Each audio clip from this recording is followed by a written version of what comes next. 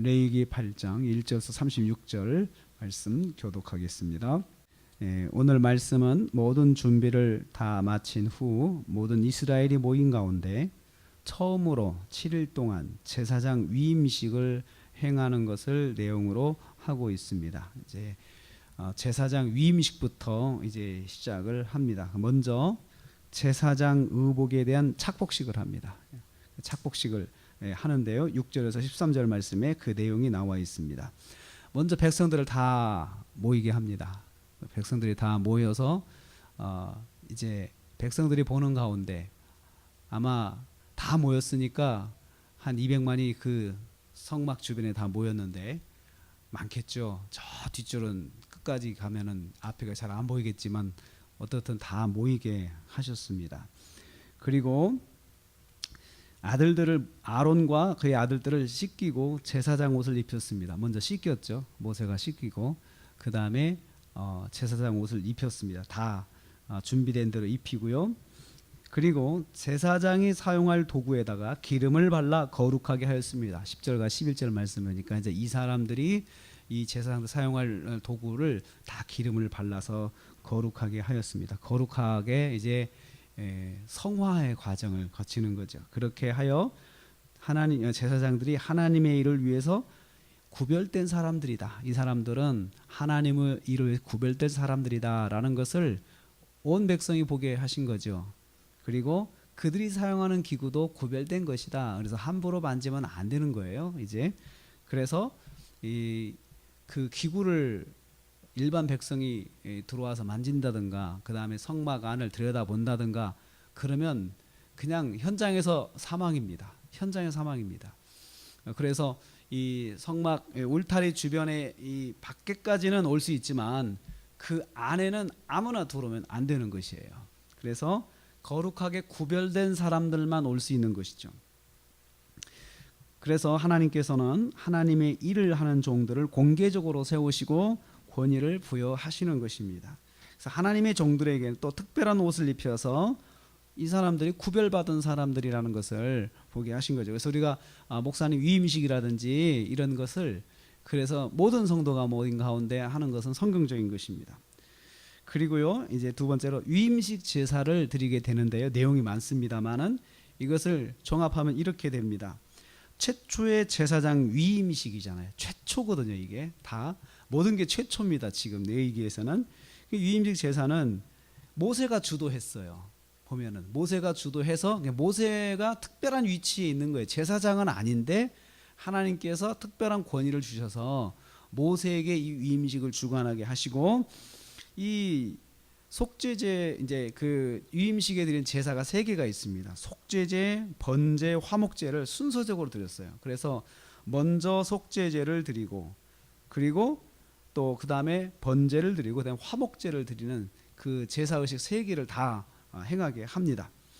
여기서 계속 반복되는 말이 모세가 데려다가 모세가 가져다가 모세가 끌어오니 모세가 끌고 모세가 주도하는 거죠. 이 위임식 1회의 첫 회의 위임식은 모세가 주도하고 그 다음은 이제 대제사장이 주도를 하겠죠.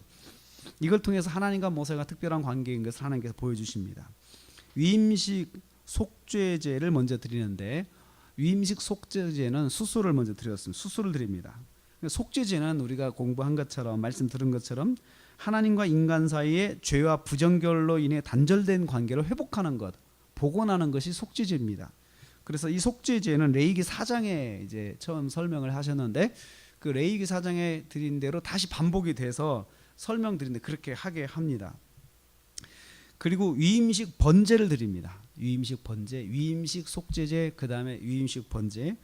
그러니까 아론과 그 아들들을 하나님과의 관계를 먼저 회복시키고 이 위치를 세우는 거예요. 그래서 제사장이지만 이 제사장은 구별된 사람들이지만 먼저 너희가 제일 먼저 본을 보여야 되는 것이 하나님과의 관계 회복입니다. 그래서 속죄제를 드리고요. 그 다음에 번제를 드리는데 번제는 순양을 드렸습니다. 18절에 드리고 22절에 두 마리를 드리는데 이 번제는 복원된 관계 속에서 하나님 관계가 회복됐잖아요. 속죄를 통해서 이것이 감사해서 드리는 게 번제입니다. 그 관계가 회복된 걸 감사해서 드리는 게 번제인데 번제 제물의 기름과 피를 제사장의 옷에 뿌립니다. 제단에도 뿌리고 각종 기물에 뿌리는데, 여기서 이 기름을 뿌리는 거하고 피를 뿌리는 거하고 기능이 조금 달라요. 기름을 뿌리는 것은 거룩하게 만드는 것이고, 피를 뿌리는 것은 정화입니다. 깨끗하게 하는 거예요. 거룩은 구별하는 것이고, 기름을 부어서 피는 씻는 거예요. 씻는 작업. 그냥 두 개를 같이 해요. 제사장은 구별돼야 되고, 그 다음에 이 사람은 깨끗해야 된다는 거예요. 깨끗해. 그래서 이것을 그 옷에다가 뿌리는 거예요. 그리고 제사장이 사용하는 기구에다가도 피를 뿌리죠. 모든 기구에다가. 그 다음에 그 기구에다가도 기름도 붓죠. 바르죠. 기름도 뿌립니다. 그래서 제사장 자체도 구별돼야 되고 깨끗해야 되고, 제사장이 사용하는 기구도 구별돼야 되고 깨끗해야 된다는 것을 말씀을 하고 있습니다. 그래서 마지막으로 화목제를 드리는데요. 뒤에 설명이 화목제입니다. 화목제는 특징이 먹는 겁니다. 제물을 먹어요. 나중에 하나님께 드리고 일부를, 그 가슴살을 먹습니다. 먹는 것인데, 화목제는 이 소제물과 함께 해서 이제 먹는 것을 진행합니다. 그래서 회막문에서 고기를 삶아서 위임식 떡과 함께 먹게 하셨습니다. 제사장들이 먹게 해서 또 그렇게 먹습니다.